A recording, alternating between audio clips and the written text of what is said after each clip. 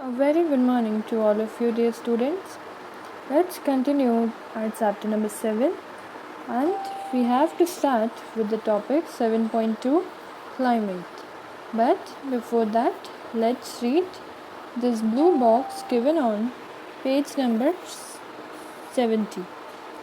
All changes in the weather are caused by the sun. The sun is a huge sphere of hot gases at a very high temperature.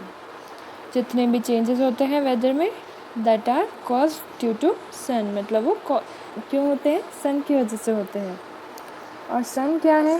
सन एक huge sphere है hot gases का,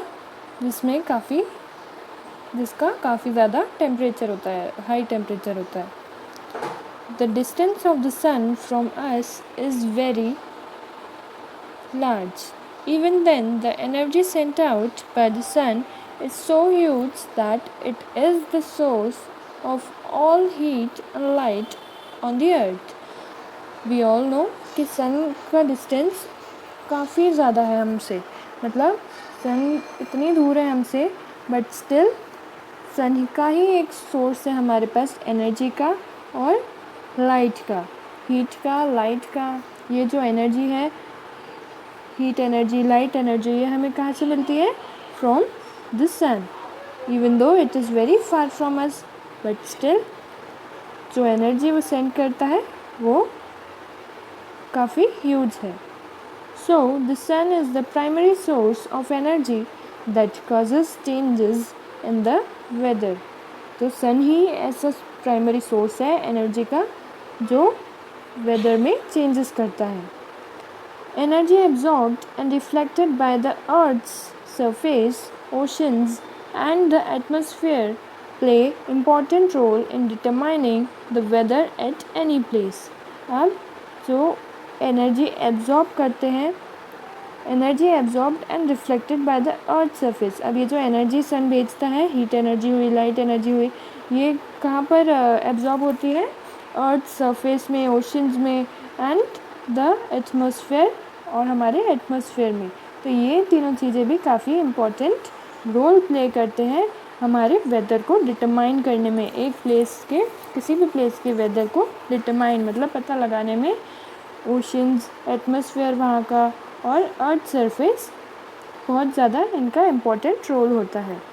if you live near the sea you would have realized that the weather at your place is different from that of a place in a desert or near a mountain.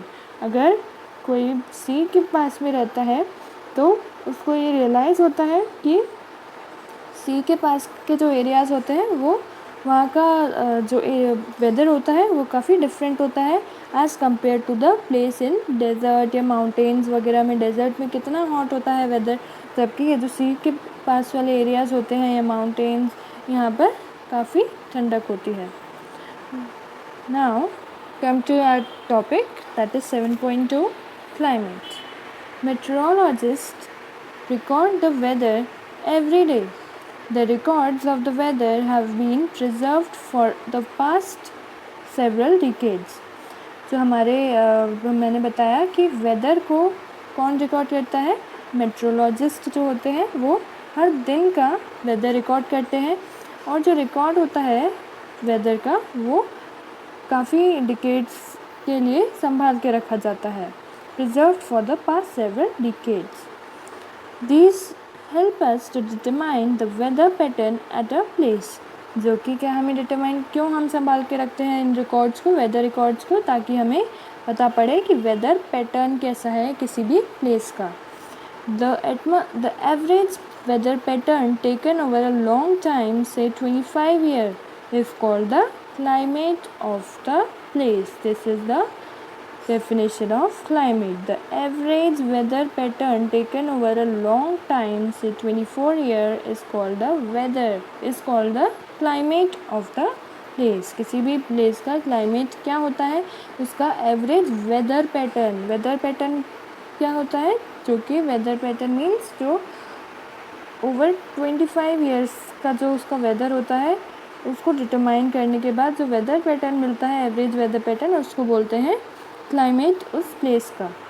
If we find that the temperature at a place is high most of the time, then we say that the climate of that place is hot. See, अगर temperature किसी भी place का एक place का काफ़ी ज़्यादा रहता है, हाई रहता है, तो क्या बोला जाता है कि उसका क्लाइमेट क्या है, उस प्लेस का क्लाइमेट काफ़ी हॉट है. If there is very heavy rainfall on most of the days in the same place, अगर किसी भी एक प्लेस पर काफ़ी ज़्यादा हैवी रेनफॉल रहती है, then we say that the climate of that place is hot and wet. मतलब कि अगर किसी भी प्लेस पर रेनफॉल भी पड़ती है और गर्म भी होता है, तो हम कहते हैं कि उस प्लेस का क्लाइमेट कैसा रहता है, hot and wait.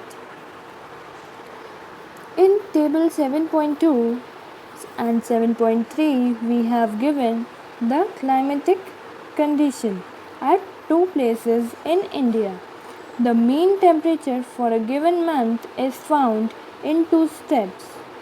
Now, in this 7.2 and 7.3, you all can see tables are given of Srinagar, Jammu and Kashmir, and here Thiruvananthapuram, Kerala के इन places के बारे में इनका mean temperature is given. The mean temperature for a given month is found in two steps. Two steps में इनका mean temperature पता किया गया है. First, we find the average of the temperatures recorded during the month.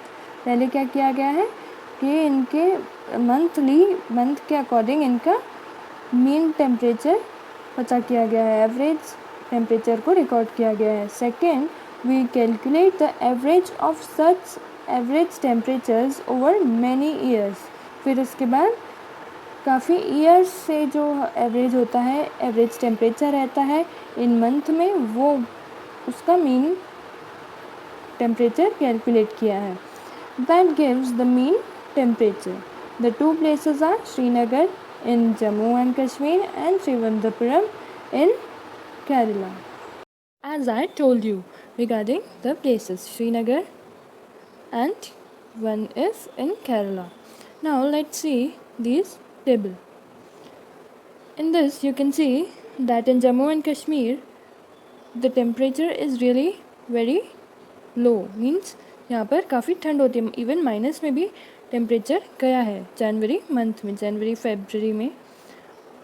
But if we see in Kerala it is quite higher, मतलब केरला में temperature काफ़ी high है, that is 22.2 22.8 degree Celsius. Now let's start the reading. By looking at tables 7.2 and 7.3, we can clearly see the difference in the climate of Jammu and Kashmir and Kerala. Of course, हमने अभी देखा difference कितना था इनके climates में. We can see that Kerala is very hot and wet in comparison to Jammu and Kashmir, which has moderately hot and wet climate for a part of the year. If we see about the rainfall also, in Jammu and Kashmir rainfall is very high, rainfall काफ़ी ज़्यादा है, but here it is moderate rainfall. So it is only given comparison between Jammu and Kashmir. Jammu and Kashmir कैसा है, moderately hot and wet है for a part of the year. और केरला कैसा है, Kerala is hot and wet. Jammu and Kashmir moderately hot and wet है, means काफ़ी कम hot और वेट है climate for a part of the year. Similar data for the western region of India, for example Rajasthan, will show that the temperature is high during most of the year, but during winter which last only for a few months the temperature is quite low. Now see, कुछ western regions है like Rajasthan, अगर हम देखा जाए तो वहाँ का temperature भी काफ़ी हाई होता है most part of the year, मतलब कि ज़्यादातर ईयर का ज़्यादा पार्ट कैसा होता है, गर्म होता है, वहाँ पर हॉट होता है, टेम्परेचर हाई होता है. बट ड्यूरिंग विंटर के टाइम थोड़ा वहाँ का कुछ मंथ्स थोड़े टेम्परेचर कम हो जाता है. मतलब वहाँ पर थोड़ी गर्मी कम होती है। This region receives very little rainfall. Rajasthan वाला जो रीजन है, वेस्टर्न रीजन, वहाँ पर रेनफॉल भी काफ़ी कम रहती है, लिटिल रेनफॉल रहती है। This is the typical desert climate. ये टिपिकल डेजर्ट क्लाइमेट होता है। It is hot and dry. The north eastern India receives rain for a major part of the year. जो नॉर्थ ईस्टर्न पार्ट है India का, वहाँ पर सबसे ज़्यादा रेनफॉल होती है, वहाँ पर सबसे ज़्यादा रेन सबसे ज़्यादा होती है।